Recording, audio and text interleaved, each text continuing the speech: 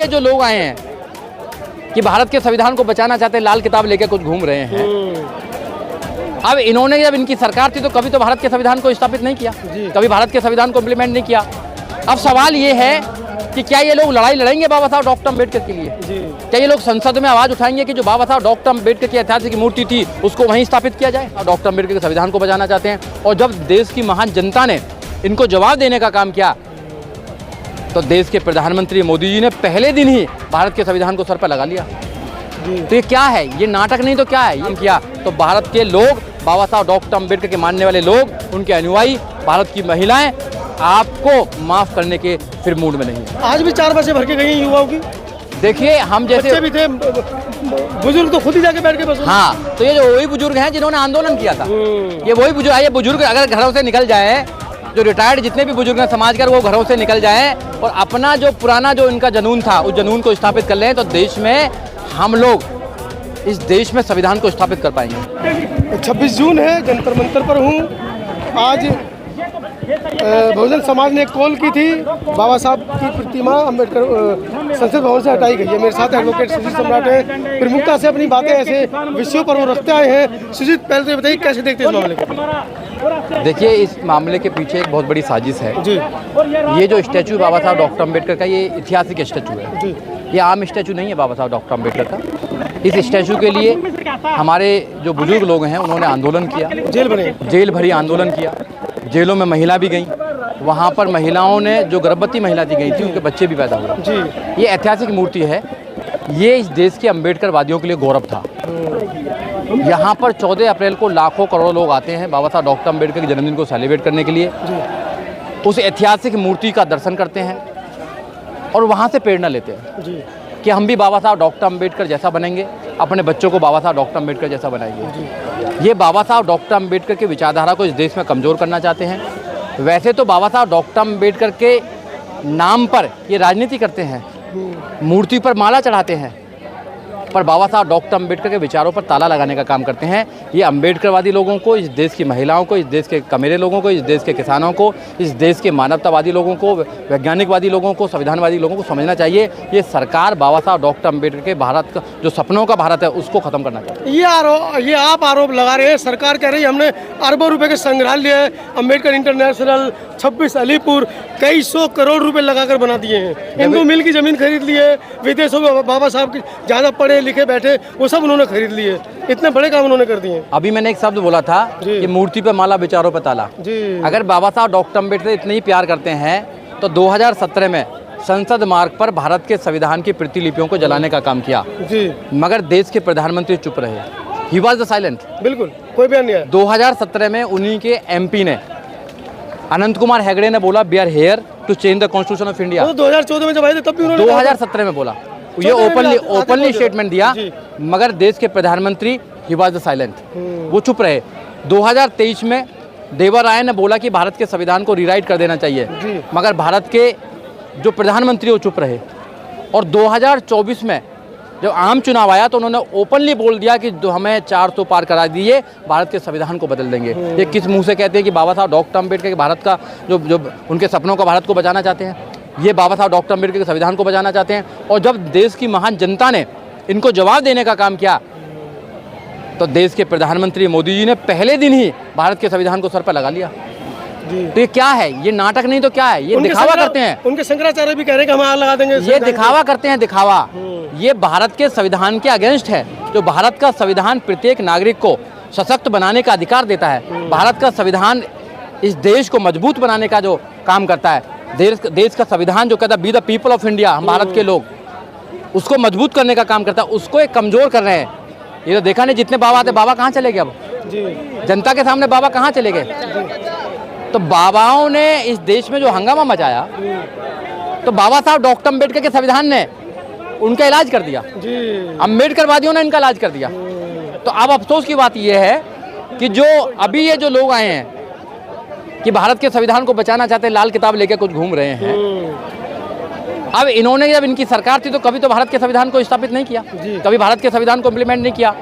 अब सवाल ये है कि क्या ये लोग लड़ाई लड़ेंगे बाबा साहब डॉक्टर अम्बेडकर के लिए? क्या ये लोग संसद में आवाज उठाएंगे कि जो बाबा साहब डॉक्टर अम्बेडकर की ऐतिहासिक मूर्ति थी उसको वहीं स्थापित किया जाए? अब देखना ये है। विपक्ष भी शांत है, विपक्ष भी चुप है, जबकि वो भी लोकतंत्र और संविधान को लेकर चुनाव लड़ा था। बिल्कुल बिल्कुल, संविधान को लेकर अपने माथे पर संविधान को लगा रहे हैं, अपने सर पर संविधान को उठाकर ले जा रहे हैं। तो इन लोगों को ये स्थापित करना चाहिए कि हम बाबा साहब डॉक्टर अम्बेडकर से प्यार करते हैं, बाबा साहब डॉक्टर अम्बेडकर की आइडियोलॉजी से मोहब्बत करते हैं, बाबा साहब के संविधान से अगर हम इस देश को चलाना चाहते हैं तो बाबा साहब डॉक्टर अम्बेडकर के स्टैचू को पुनः वहाँ पर स्थापित किया जाए।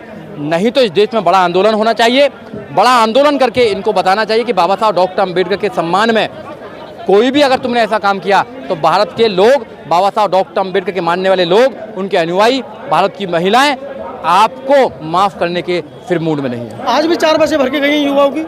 देखिए हम जैसे बच्चे भी थे, बुजुर्ग तो खुद ही जाके बैठ के बस। हाँ, तो ये जो वही बुजुर्ग हैं जिन्होंने आंदोलन किया था, ये वही बुजुर्ग, ये बुजुर्ग अगर घरों से निकल जाए, जो रिटायर्ड जितने भी बुजुर्ग हैं समाज के, वो घरों से निकल जाए और अपना जो पुराना जो इनका जुनून था उस जुनून को स्थापित कर लें, तो देश में हम लोग इस देश में संविधान को स्थापित कर पाएंगे, अपनी सत्ता बना पाएंगे इस देश के अंदर। हम इस देश के अंदर इन मनुवादी लोगों जो ताकत है उनको जवाब दे पाएंगे। जो लोग घरों में बैठे हैं, इतना सब कुछ होने के बाद भी निकल नहीं रहे हैं, कहीं ना कहीं दूसरी व्यवस्थाओं में, उनसे क्या कहना चाहेंगे? देखो, हम जैसे लोगों को जो एक्टिविस्ट है उनकी जिम्मेदारी ज़्यादा बन जाती है। जब देश के 2017 में यहाँ पर पार्लियामेंट में भारत के संविधान के प्रतिलिपि को जलाने का काम किया, तो आप उसके गवाह हैं। मैंने अपनी अध्यक्षता के अंदर दिल्ली के अंदर 23 दिसंबर 2018 से लेकर 29 दिसंबर 2018 तक कॉन्स्टिट्यूशन अवेयरनेस कैंपेनिंग चलाई थी पूरी दिल्ली के अंदर। लोगों को संविधान बांटे थे लगभग हजारों की तादाद में, लोगों को जागरूक करने का काम किया। इस संविधान को हम जब से लेकर चल रहे हैं, और ये हरियाणा में भी हुआ, बिहार में भी करा, हमारे साथियों ने पूरे देश में जाने का काम किया। और जिस संगठन में मैं काम करता था उस संगठन के नेताओं ने भी संविधान को उठाने का काम किया। हमने पूरे देश में एक डिस्कोर्स पैदा करने का काम किया कि भारत का संविधान ही आपको अधिकार देता है, गारंटी देता है। तो लोगों ने उस बात को मानने का काम किया। मुझे खुशी है कि 2024 में भारत के संविधान पर इस देश में चुनाव हुआ। अब मैं पूरे देश के अंदर नौजवानों को आपके चैनल के माध्यम से कहना चाहता हूँ कि भारत के संविधान को इस देश में आपको इम्प्लीमेंट कराना है, क्योंकि भारत का संविधान आज तक इस देश में इम्प्लीमेंट ही नहीं हुआ है। जब तक भारत का संविधान इस देश में लागू नहीं होगा, जब तक बात बनने वाली नहीं है। हम पूरे देश में जाएंगे, पूरे देश में जा जाकर लोगों को तैयार करेंगे, लोगों से कहेंगे कि भारत के संविधान को लागू करने के लिए लड़ाई लड़ी है।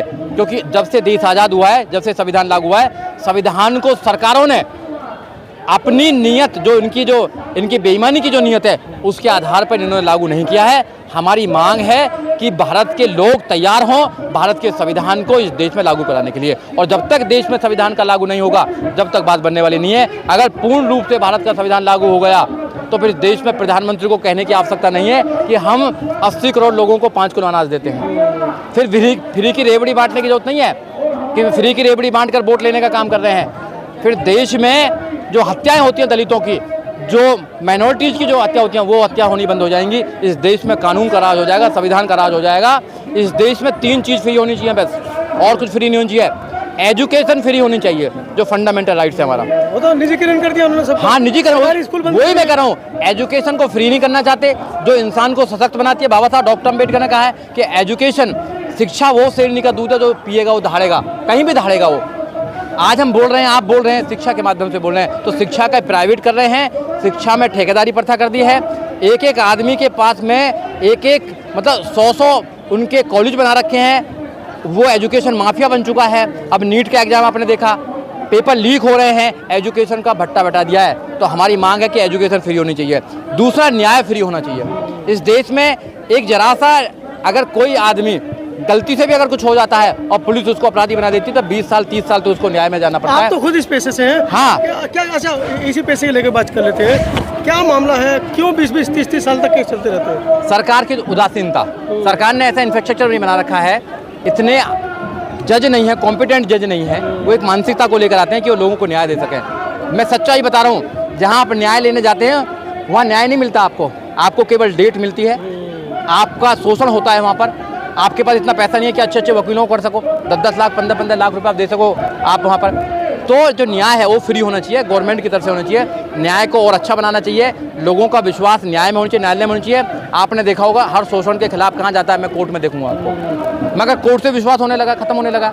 अब जज कहते हैं कि भैया एक दिन में जज क्या करते हैं, रिजाइन करते हैं, दूसरे दिन बीजेपी ज्वाइन कर लेते हैं। जज क्या करते, जज उनका फेवर का ऑर्डर देते हैं, उनको राज्यसभा भेज दिया जाता है। तो जो जुडिशरी में ऐसा कुछ होगा तो फिर कैसे लोगों को विश्वास होगा? तो जुडिशरी फ्री होनी चाहिए, मतलब न्याय फ्री होना चाहिए। तीसरा, चिकित्सा फ्री होनी चाहिए, जो आम आदमी के लिए है। चिकित्सा, आदमी बिना दवाई के मर रहा है। 50-50 लाख लेके डॉक्टर बन रहे हैं, उन्हें भूखे मार दो। आपने देखा होगा जो ये प्राइवेट जो जितने भी हॉस्पिटल्स हैं, उन हॉस्पिटल में क्या है, उनको दिया जा रहा है ऑर्डर कि कोई भी आएगा उसका ऑपरेशन करो।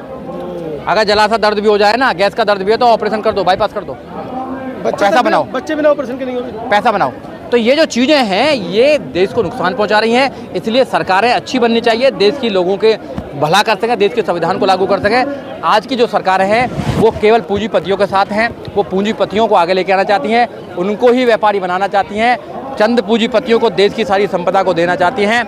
और जो इस देश में जो 90-85% लोग इस देश से मोहब्बत करते हैं, सुबह सुबह सफाई करते हैं, देश का निर्माण करते हैं, सड़क से लेकर संसद तक का निर्माण करते हैं, वो लोग बेचारे खाने तक के लिए मोहताज हैं। गरीबी इधाली बेहाल है कि प्रदेश के प्रधानमंत्री को कहना पड़ रहा है ओपनली, और बड़े शौक से कह रहे हैं, जैसे बड़े गर्व से कह रहे हैं कि हम 80 करोड़ लोगों को 5 किलो अनाज दे रहे हैं। अरे भाई, आपको देखना चाहिए, शीशा में भी कभी देखते हो? नहीं देखते?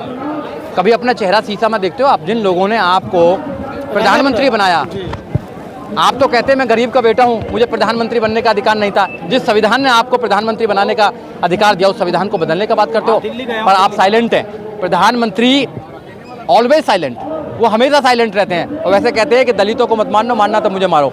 ये इशारा देखिए ना, आप लोग उनका जितने वो करते हैं, ड्रामा करते हैं, शायद बड़े से बड़ा अच्छा एक्टर भी ना कर पाए। संविधान की बात है तो लगा लेते हैं, माथे से लगा लेते हैं। दलितों पर अत्याचार होता है तो दलितों को पैर धो लेते हैं। तो ये ढोंग नहीं चाहिए आप। अबे हमें संविधान को लागू करना चाहिए, वो लोग संसद में चाहिए, उन लोगों की सरकार चाहिए जो रियली में मानवता की बात करे, संविधान की बात करे, विज्ञान की बात करे, तर्क की बात करे, इस देश को आगे बढ़ाने की बात करे। ऐसे लोग चाहिए संसद में, ऐसे लोग चाहिए सरकारों में, ऐसे लोग ही आंदोलन को आगे लेके जा सकते हैं, ऐसे लोग ही समाज को आगे कुछ दे सकते हैं।